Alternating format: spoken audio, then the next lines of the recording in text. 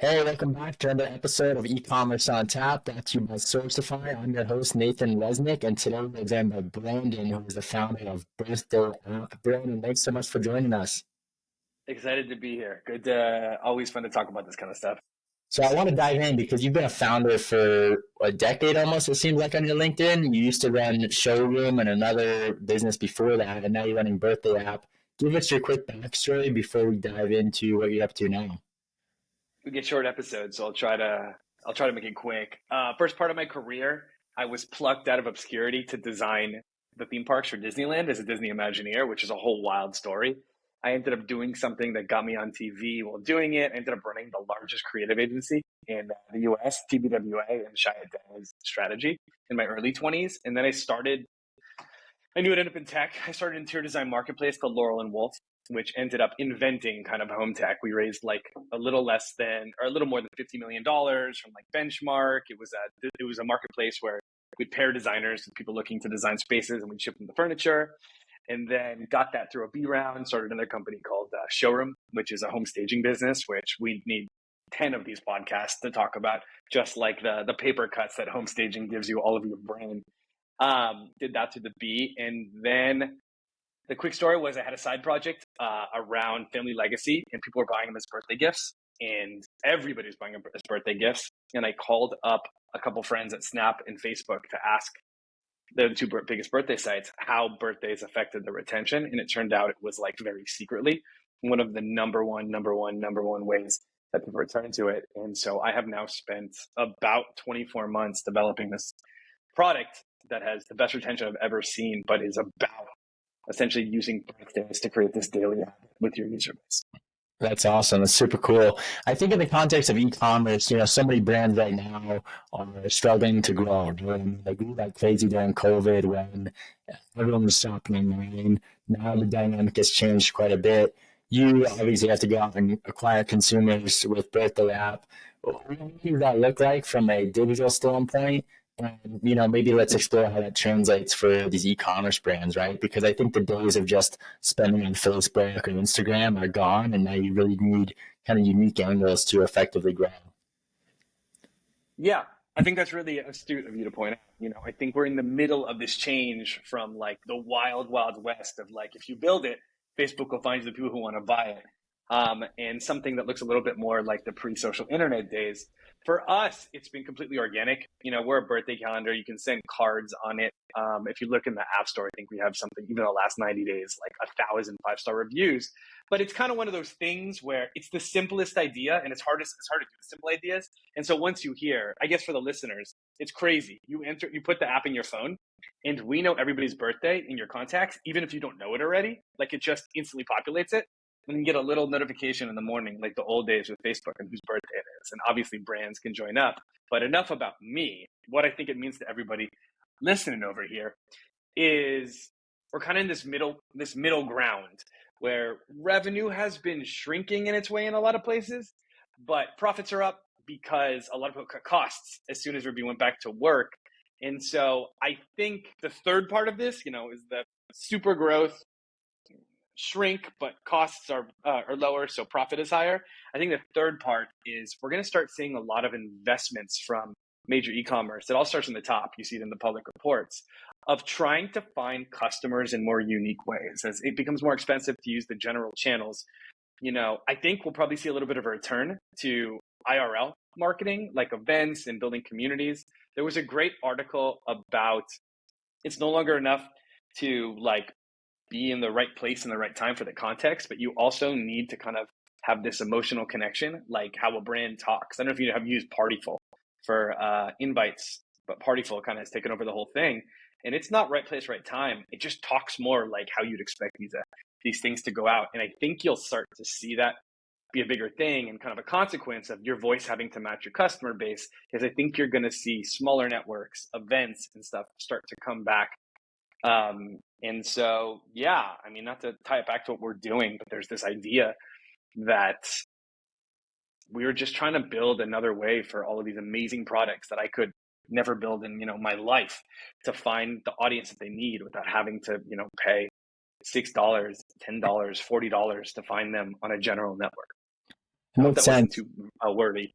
And no, it makes sense. I mean, I think, like you said, it's really important for any brand to use the tone and voice that their customers are going to be using when it comes to connections. And like even, switching from Partyful from Eventbrite, Partyful, I think, has grown so much and people that host events use it because, like you said, it communicates and feels and the tone is like you would expect for that type of event, right? Like, hey, we're trying to sell you this, t-shirt or this pair of shoes or whatever it may be, and they're not oftentimes actually like communicating or talking like their customers would. And I think that's kind of like from the ground floor what every brand needs to do. And then it comes to how do you, make sure you expose yourself to as many potential customers that fit that tone and persona as possible. Yeah, I think you're totally right. And I think that you actually said it without using the exact word. It's kind of one of these things where you have party friends maybe in your life or going out friends, and you have long-term friends, right? I think we're, as a metaphor, the party friends, like you call them when you want a specific thing. You want to go out, you want to do this. And your other friends are just always there. I think we're moving from brands feeling like party friends to kind of like the long-term friends, which is just another way of saying I think you're going to see as things get more expensive to do retention, being able to re-engage the people that you have with your product to get them to buy more things, to get them to understand exactly, or even get the permission to be able to sell them a second thing. And so finding ways, gamifying things was really big for a long time, but like finding ways where they want to hear from you more frequently and it doesn't just feel like a sales relationship, a relationship that's supposed to show up at this particular second, I think is also going to be where a lot of these new e-commerce software as a service platforms bloom. Just finding ways to get these great companies more of a long-term relationship that feels like a relationship instead of just the context of showing up for kind of one type of transaction. Makes sense. I'm curious, as you think about growth at Birthday app, what kind of growth levers have you pulled? Have there been any unique Yeah, insights? I mean, I know you kind of, have a digital perspective, so obviously your margins might be a lot higher or are a lot higher than an e-commerce brand in some sense, but I still sure. think there's a lot that translates from growth, especially in today's age where, you mentioned events, you mentioned influencers. I mean, there's so many levers that you could pull, but I'm curious, what's been kind of the main strategies that your team has utilized? Yeah. So for us, the biggest thing has been, and it goes to the retention question. Obviously, birthdays. I built this thing having talked to my friends at Facebook and Snap, as I said earlier. But it's this idea of they have a need that I know they're going to have every year at the same time. But I also know that within their phone book, there's probably about 10. Actually, the number's 14. There's 14 people that they need to not miss their birthday, no matter what the hell happens. And so we haven't really done much external marketing, and I think that we might start. I have some fun ideas for that, but we focused a lot on, when you ask us to go through your phone book and like find these birthdays, we've worked a lot on figuring out, okay, what are the most important few people in here and how can I make it so you can get out in front of it? And so even little things like a 2 week reminder or like serving up a fun card that like probably is close to the relationship. We can tell more or less if it's your parents. And so I'm kind of tie this up for everybody else because it's not about us. This is all a metaphor. But we know if it's your parents, we know if it's, your significant other. But I think it's this idea of like finding out where you live in your user's life and then just getting tiny permissions to show up in like additional ways. It might mean down the line you get to sell more things. It might mean, down the line that you just stay top of mind longer. But in general, with this, with this stuff, with anything, with selling anything, I think there's this bias for recency, right? Often people think they're buying like the best product for their or best solution for their problem, but it's really just what was the best solution that I thought about in the last 14 days, or like what did I see 3 times? And so, it's this little thing of getting in there and like truly being able to kind of talk to them. Um, I also have, I guess this is just like an unorganized fun side note. I also have this long-term theory that if you go into a place where there's a lot of competition, the best way to get attention is to rank. Like rank, be the person who's ranking this like really crowded space and then find a way to kind of distribute your rankings and you'll end up getting them to connect to your product. but I have a whole list. There's a book called I think it's the 21 Immutable Laws of Marketing. It's super old. It's like, imagine like late 70s. Even some of like the words and the examples are a bit out of date, but it's the best book that I've ever read about how to position in crowded spaces or how to think about yourself. Like, we're all relative. Like, we're all considered relative. There is no objective, like Brandon is this. It's like, Brandon's the crazy founder, but that's relative to the other ones. And so just understanding, I think, how people perceive you relative to the alternatives or everything else, and just going hard on making sure that it's very clear that that's how you're to be seen, has been very effective for us and just any of me and all my companies. Makes sense. I mean, I think positioning and finding unique angles to get in front of your customers is huge, right? I mean, I always go back to Michelin tires and how they started Michelin star restaurants because they wanted people to Yeah, travel farther to get to better restaurants. And, both Michelin tires and Michelin star restaurants as a ranking system is around today. And so I think, huge. like you're saying, how do you, create other angles for people to interact or use your products? And it's such a unique thing that a lot of people don't think about when they're running, a jewelry brand or a t-shirt brand or Yeah, whatever it may be. But if you can, really engage or connect with your community in ways that's going to get them to use your product more, it's a huge home run. I mean, I remember, listening to the founder of Lululemon in terms of how he yeah, was yeah, engaging with the, yoga community, and that's really what unlocked Lululemon's growth is how it became kind of a yoga-based brand because he was so engaged with that community, right, and interacting with them every day, whether it be at a yoga class or selling Lululemon. So I think it's just a unique angle that a lot of people misplace in their journey of finding their customers. And like you're saying, positioning is key to scaling and connecting with your customers.